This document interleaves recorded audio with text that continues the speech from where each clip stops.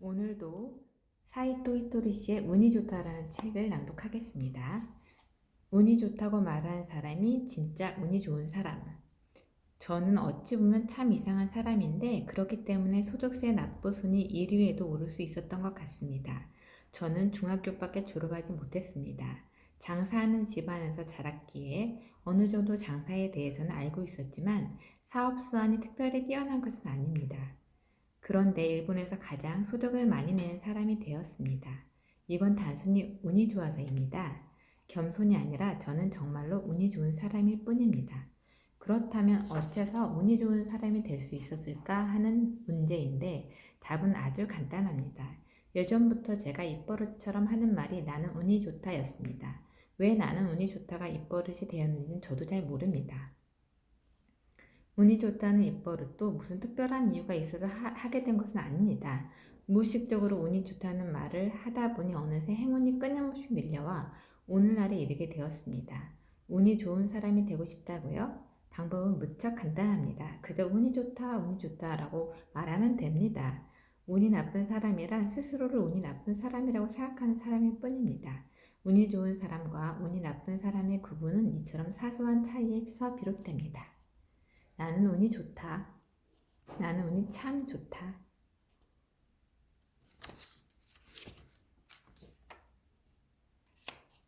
우울증도 고치는 웃음소리. 사실 이 세상은 굉장히 단순합니다. 웃음이 나올 정도로 단순하죠. 예전에 제 친구 한 명이 우울증에 걸린 적이 있었습니다. 당시 저는 그 친구를 데리고 거의 매일같이 한국 음식점에 데려갔는데 철판 위에 갈비를 구울 때의 친구 표정이 아직도 눈에 선합니다. 땀에 젖은 이마를 번들거리며 행복한 표정으로 고기를 쉴 새 없이 먹어대면서 아줌마 여기 갈매기살 추가요 하는 겁니다. 이 사람이 정말 우울증에 걸린 게 맞나 의심스러울 정도였습니다. 결국 이 친구는 저와 함께 며칠 동안 그 가게 들락거리다가 어느새 우울증에서 벗어나게 되었습니다. 제가 병을 고친 게 아닙니다. 그냥 자연스럽게 나은 것이죠. 왜 나을 수 있었냐 하면 어울리지 않은 짓을 했기 때문입니다. 우울증에 걸린 사람이 행복한 표정으로 갈비를 뜯어먹는 경우는 없습니다. 환자에게 전혀 어울리지 않는 행동을 하다 보니 저절로 병이 나은 게 아닐까요? 이것은 어디까지나 개인적인 의견이니까 믿든 말든 별 상관없지만 실제로 제 주위에서 있었던 일입니다. 암에 걸린 환자를 웃기게 하면 면역력이 올라 암 퇴치에 도움을 준다고 하더군요. 어떻게 해서 웃음이 암을 퇴치하는지를 과학적으로 따지다 보면 골치 아프겠지만 결국 어울리지 않은 행동을 해서가 아닐까 싶습니다. 암이라는 중병에 걸린 환자가 큰 소리로 웃는 경우는 없습니다. 그러니까 병이 치료되는 겁니다. 물론 병원에 가지 않아도 된다는 말은 아닙니다. 병에 걸렸다면 병원에서 제대로 치료를 받아야겠지요. 하지만 세상에는 병원에서 하는 치료 이외에도 활용해야 할 방법이 많습니다. 그중 하나가 바로 운이 좋다는 말입니다. 이 말을 하면 운이 좋은 사람이 될 수 있습니다. 아니 그렇게 단순하단 말인가 하고 의심하는 사람도 있을 겁니다. 하지만 해답은 단순합니다. 단순한 게 최고 아닌가요? 옛날 사람들은 너무 어려운 말을 많이 했습니다. 머리를 식히면 불같은 더위도 견딜 수 있다느니 몸과 마음과 기술이 삼위일체를 이뤄야 한다느니 말이죠. 저는 평범한 사람에 불과하기 때문에 도통 뭔 소리인지 모르겠어요. 만약 여러분도 평범한 사람이라면 그저 운이 좋다, 운이 좋다라고 말하면 됩니다. 운이 좋다고 말하다 보면 자연스레 기분 좋은 일이 생기게 됩니다. 기분이 우울한 사람이 난 운이 좋다라고 말하진 않겠지요. 어두운 표정으로 이 말을 할 수는 없습니다. 저의 제자들도 원래 평범한 사람들이었지만 이 말의 위력을 가르쳤더니 모두 자신의 회사를 가지게 되었고 사업도 성공시켜 억만장자가 되었습니다.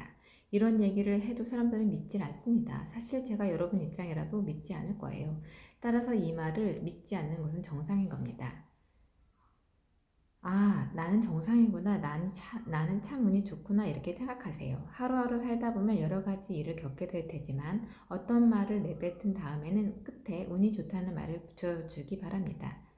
예를 들어, 이런 오늘은 아침부터 비가 오네 라고 말했다면 그 뒤에 하지만 난 운이 좋아 라는 식으로 말이에요. 뭐가 운이 좋냐고요? 그런 거는 따질 필요가 없습니다. 이유는 잘 모르겠지만 하여튼 나는 운이 좋다라고 말하면 충분합니다. 이유를 따질 시간이 있으면 차라리 그 시간에 운이 좋다고 말하는 게 좋습니다. 하여튼 나는 운이 좋아. 고생을 사서 하라고? 성공하기 위해서는 고생해야 한다느니 젊었을 때는 고생해야 한다니 하지만 저는 그렇게 생각하지 않습니다. 성공하는데 고생 따위는 필요 없다. 모든 인간은 행복해지기 위해 태어났으니 고생을 해서는 안 된다. 이것이 저의 철학입니다. 저 역시 힘들게 고생해서 성공한 것이 아닙니다. 고생하지 않고 지금 이 자리에 왔습니다. 고생을 사서 하라고요? 사는 사람이 있다면 저도 한번 고생이라는 것을 팔고 싶지만 고생한 적이 없으니 팔 수 없습니다. 아는 사람한테는 좀 싸게 해드리고 싶어도 팔 수가 없어요.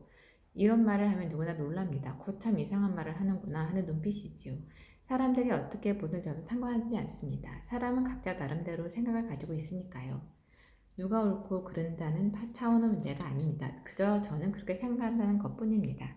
제가 이런 생각을 하게 된 것은 초등학교 때부터입니다. 당시 우리 집에는 어른들이 모여 자주 자신들의 고생담을 나누곤 했답니다. 저는 곁에서 엿들으며 한 가지 사실을 깨달았습니다. 성공하지 못한 사람들은 대체로 잘못된 행동을 해서 고생을 하고 있었습니다. 쓸데없이 자기 과시를 한다든가 수입보다 많은 지출을 하고 있다든가 혹은 자신이 잘하지 못한 일을 하고 있었습니다. 반대로 성공한 사람들의 말을 들으면 그들은 하나같이 자신이 잘하는 일을 해서 성공을 했다는 것을 알 수 있었습니다. 자신이 잘하는 일이란 결국 자신에게 쉬운 일을 뜻합니다. 그러니 고생 따윈 필요 없겠지요. 그런데 이상하게도 우리 사회는 성공한 사람은 자신의 고생담을 말해야 한다는 풍조가 있습니다. 성공한 사람의 고생담 중에는 어렸을 적에 전쟁에 터져 이러이러한 고생을 했다는 것이 등입니다. 시비를 걸어서 미안하지만 그런 전쟁 중에 고생 안 한 사람도 있단 말입니까? 정작 일에 관한 이야기를 주의 깊게 들어보면 자신이 잘하는 분야를 하고 있기 때문에 고생 따위는 별로 하지 않았다는 것을 알 수 있습니다. 물론 개 중에는 힘겹게 고생해서 출세한 사람도 간혹 있겠지요. 하지만 그 사람은 자신이 잘하는 분야에서 출세한 게 아닙니다. 예컨대 자신이 소유하던 부동산 값이 치솟아 부자가 되었는가 하는 경우가 대부분입니다. 성공하기 위해서 고생할 필요 없습니다. 뭔가 일이 잘 풀리지 않는 것은 자기가 하는 방식이 잘못되었기 때문이라고 생각하면 됩니다. 그 잘못을 고치기만 하면 고생은 사라집니다. 학교와 마찬가지입니다. 선생님은 잘못을 저지른 학생에게 넌 복도에 나가서 있어 라고 말하곤 합니다. 만약 잘못을 저지르지 않았다면 당연히 그런 말을 들을 필요도 없겠지요. 성공한 사람은 자신이 잘하는 일을 해서 성공을 한다. 자신이 잘하는 일이란 결국 자신에게 쉬운 일을 뜻한다. 그러니 절대 고생할 필요가 없다. 고생을 해서 성공할 필요가 없다.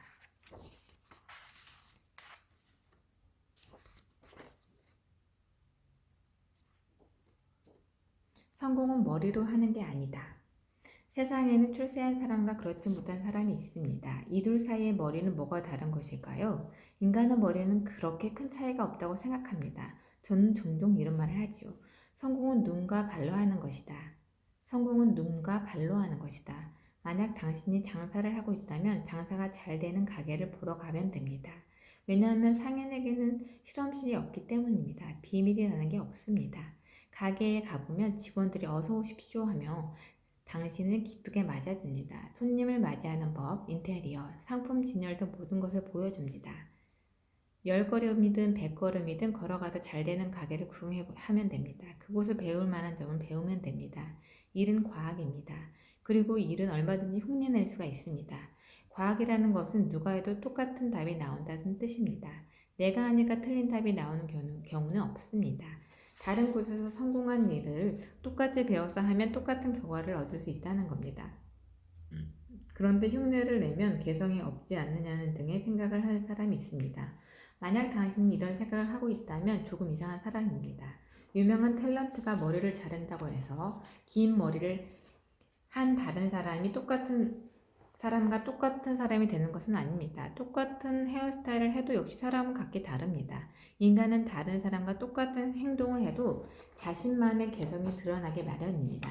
신이 그렇게 창조한 것이죠. 그러니 눈과 발을 사용해서 좋은 점을 배우고 나쁜 점을 따라하지 않으면 됩니다. 그런데 희한하게도 사람들은 나쁜 점을 배우고 좋은 점을 좀처럼 따라하지 않지요.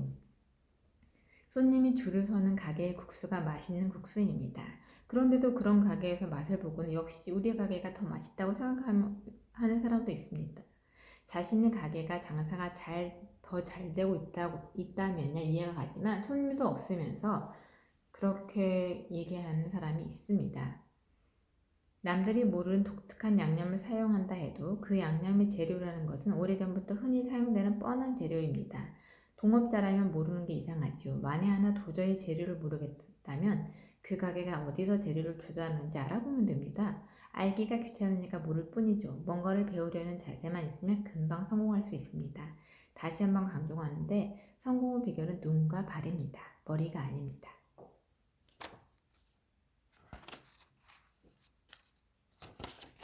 남을 기쁘게 한 만큼 돈이 들어온다. 저는 어느덧 일본에서 세금을 가장 많이 내는 사람이 되었습니다. 일본 최고 부자라고도 불리게 되었습니다. 하지만 아무 일도 하지 않고 그저 운이 좋다는 말만 하고 이렇게 된 것은 아닙니다. 저는 그동안 일하는 것이 좋아서 열심히 일했습니다. 사업이라는 것은 경마처럼 한 방 크게 맞추면 끝나는 게 아닙니다. 이익을 끊임없이 창출해야 합니다. 손님들이 기뻐하는 일을 하지 않으면 이익은 계속 나오질 않습니다. 따라서 저는 어떻게 하면 손님을 기쁘게 할 수 있을까를 늘 연구하며 상품을 만들어 왔고, 물론 지금도 그렇게 하고 있습니다. 그렇기 때문에 저는 부자가 될 수 있었던 겁니다. 여러분 중에는 뭔가 특별한 것을 기대하고 이 책을 읽게 된 분들도 있을 겁니다. 그런 분들에게는 너무나도 당연한 이야기를 하게 되어서 정말 미안하게 생각합니다. 하지만 진실이 그러니까 저도 어쩔 수가 없습니다. 일본 최고 부자가 될 정도라면 뭔가 특별하고 신기한 재능이 있는 게 아닐까 하는 생각을 하는 분들도 많은데, 돈이라는 것은 일하지 않으면 벌 수가 없습니다. 그럼에도 사이토 씨는 돈에 관해서 뭔가 특별히 하는 일이 있습니까? 라는 질문을 종종 받습니다. 장사에 관한 질문이 아니라 돈에 관해서 뭔가 하는 게 있냐고 묻는 겁니다.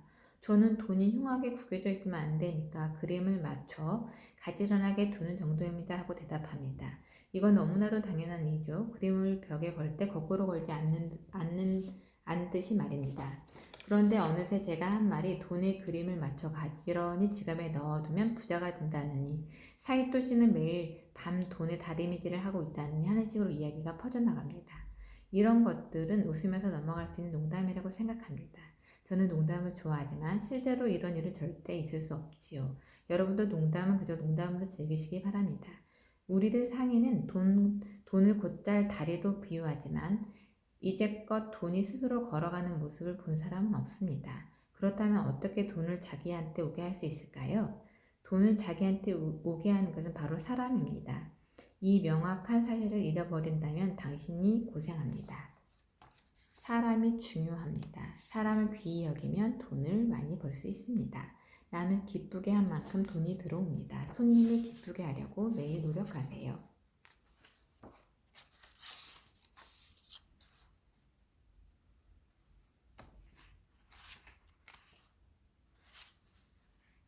미래의 경제관념은 사람은 늙는다는 사실을 받아들이는 것이다.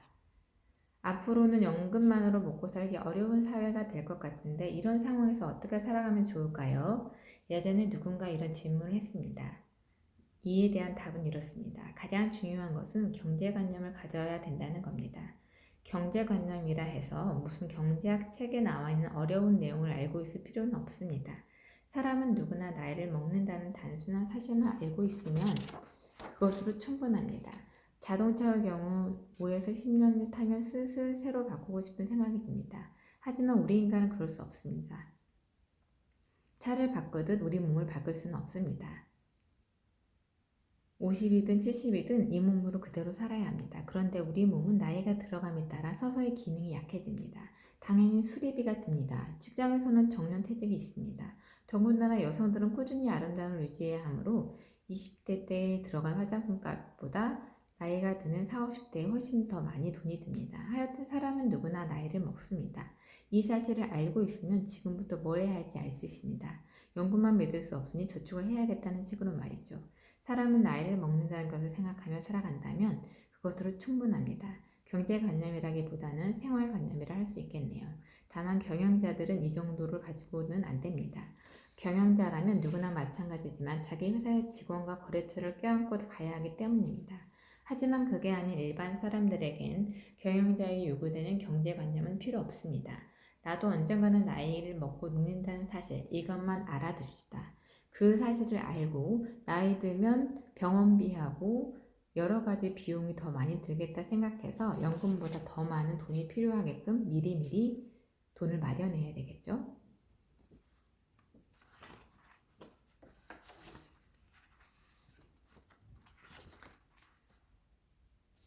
손해보는 것이 결국 득이 된다. 상인들 사이에는 손해를 보는 것이 결국 득이 된다는 말이 있습니다. 하지만 이는 상인들만의 전면 특허가 아닙니다. 직장인들한테도 이 말이 해당됩니다. 예컨대 남보다 2배 열심히 일하는 회사원이 있다고 칩시다. 만약 영업사원이라면 인센티브 제도를 요구하겠죠. 일하면 일할수록 수입이 올라가니까요. 그런데 말이죠. 이런 꾀를 내서 나중에 한 재산 남겼다느니 빌딩을 세웠다느니 하는 소리를 저는 이제껏 들어보지 못했습니다. 이런 사람이 부자가 되지 못한 이유는 손해를 보는 것이 결국 득이 된다는 사실을 깨닫지 못했기 때문이지요. 이 사실을 깨달으면 됩니다. 무슨 뜻인가 하면 다른 사람과 똑같은 월급을 받으면서도 열심히 일하는 겁니다. 봉급을 2배로 주는 곳에서 2배 열심히 일하겠다는 사람은 많습니다. 하지만 그런 직장에서 당신이 아무리 열심히 일해봤자 당신은 빛을 발하지 못합니다. 다른 사람과 똑같이 봉급을 받는 직장에서 2배로 열심히 일하는 겁니다. 다른 사람과 똑같이 봉급을 받는 직장에서 2배로 열심히 일하는 겁니다. 이런 사람은 경영자의 눈에는 빛나 보입니다. 경영자에게 있어서 정말 고마운 사람입니다. 애지중지해주고 싶고 출세시켜주고 싶은 마음이 생깁니다. 이런 사람은 나중에 어떻게 될까요? 알다시피 과장이 되고 부장이 되고 당연히 봉급도 올라갑니다. 어느새 사장 자리에 올라가 있습니다. 이렇게 되면 정말 깜짝 놀랄 만큼은 많은 돈을 손에 넣게 됩니다. 그러니까 너무 눈앞의 이익에 급급하며 돈하지 말고 열심히 자기 할 일을 하면 됩니다. 그러면 주위 사람으로부터 이 사람은 이해 득실을 따지지 않고 열심히 하는 사람이구나 하는 평가를 받습니다. 그러면 부탁받는 일이 많아집니다. 직장에서도 뭐뭐시 죄송한데 이걸 좀 해주실래요? 라는 말을 듣는 횟수가 늘어납니다. 자신의 이름이 불리는 횟수가 직장에서 가장 많아졌을 때 틀림없이 당신의 운세는 상승합니다. 부탁을 받았을 때는 밝은 표정으로 힘차게 이해하며 대답하세요. 열심히 그 일을 하면서 나는 그저 먹고 살 수 있을 정도 돈만 있으면 된다는 식으로 담담하게 일하다 보면 출세는 틀림없습니다.